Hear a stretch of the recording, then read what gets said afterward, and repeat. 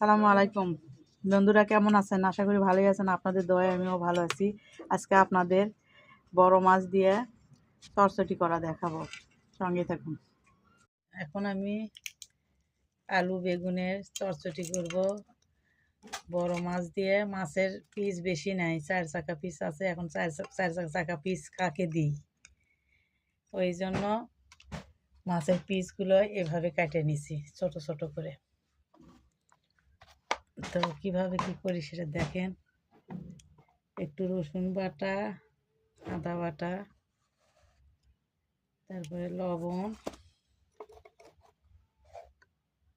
একটু হলুদের গুঁড়া দিয়ে মেখে নিব।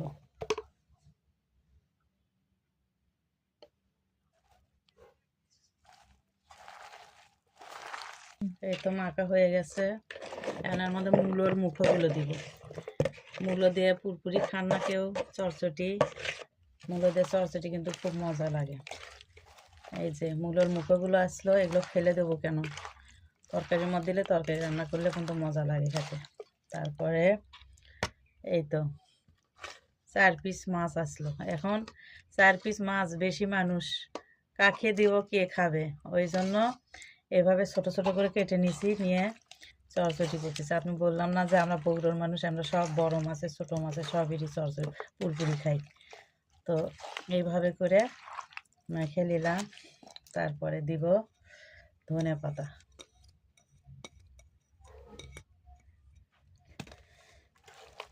আপনারা হয়তো অনেকেই মনে করেন যে আসলে কি রান্না করে, কি করে না করে সেগুলো না আবার দেখায়।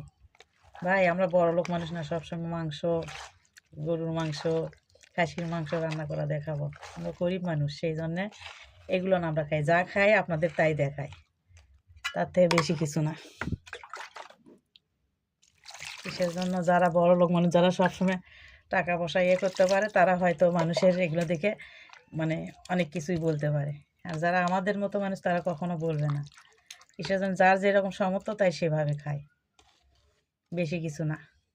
এই তো আমার চটচটি পুরপুরি মাখা হয়ে গেছে। এখন আমি রান্না তুলে দিব চুলোতে, সঙ্গে থাকুন। এই তো আমার পুরপুরির তরকারি হয়ে যাচ্ছে প্রায়। এখন নামাবো কিছুক্ষণের মধ্যে, সঙ্গে থাকুন। এই তো আমার তরকারি হয়ে গেছে। তো ভালো থাকবেন, সুস্থ থাকবেন, দোয়া করবেন আমার জন্য। আসসালামু আলাইকুম, খোদা হাফেজ।